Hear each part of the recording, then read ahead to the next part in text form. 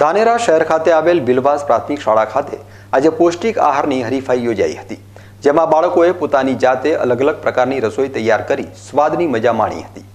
આજના યુગમાં બાળક હોય કે વડીલો મોટાભાગે ફાસ્ટ ફૂડ અને જંક ફૂડને વધુ પસંદ કરે છે, જેના કારણે નાની ઉંમરમાં બીમારી સામે ચાલી આવી જતી હોય છે, સાથે શરીરની તાકાત પણ ઘટી જાય છે, જેને લઈ આજે બિલવાસ પ્રાથમિક શાળા ખાતે આહાર બાબતે ખાસ આયોજન કરાયું હતું, જેમાં બાળકોએ પોતાની રીતે અલગ અલગ વાનગી જાતે તૈયાર કરી હતી, જેમાં રોટલો, કઢી, ચટણી, શીરો, જલેબી, ભજીયા, શાક, રોટલી સહિતની વાનગીઓ બાળકોએ અલગ અલગ ટીમો બનાવી તૈયાર કરી હતી।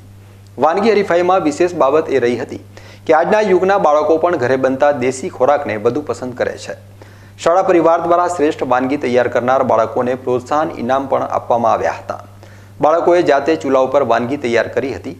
બિલવાસ પ્રાથમિક શાળાના આચાર્યનું માનીએ તો બાળકોએ કોઈ પણ શિક્ષકની મદદ વિના વાનગી તૈયાર કરી હતી।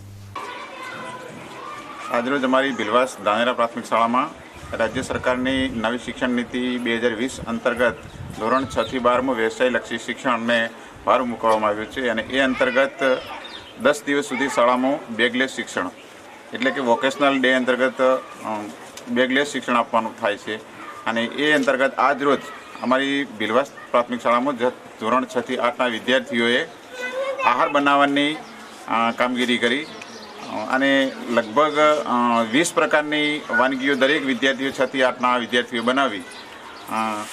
દરેક વિદ્યાર્થીએ જે વાનગી બનાવી હતી એ વાનગી ખરેખર વાનગીને અનુરૂપ જ હતી, એનો ટેસ્ટ અને મૂલ્યાંકનમાં એ બધી વાનગીઓ યથાયોગ્ય સ્થાને હતી। ખાસ કરીને અને વિદ્યાર્થીઓએ છેલ્લે મૂલ્યાંકનમાં પોષણક્ષમ આહાર વિશે પણ એમણે પોતે સમજ આપી કે આજના સમયમાં જ્યારે પશ્ચિમી આહારનું મહત્ત્વ વધતું જાય છે એ સમયે વિદ્યાર્થીઓ સરસ મજાની વાનગી બનાવી, દેશી બાજરીના રોટલા, રોટલી, કઢી, પૂરી શાક આવી આપણી દેશી વાનગીઓ બનાવી અને વાનગી અંદરનું સર્વોત્તમ ઉદાહરણ પૂરું પાડેલ છે। બાળકો ફાસ્ટ ફૂડથી દૂર રહે તે માટે અલગ અલગ વાનગીમાં દેશી પદ્ધતિનો ઉપયોગ કરી આહાર તૈયાર કરવામાં આવ્યો હતો।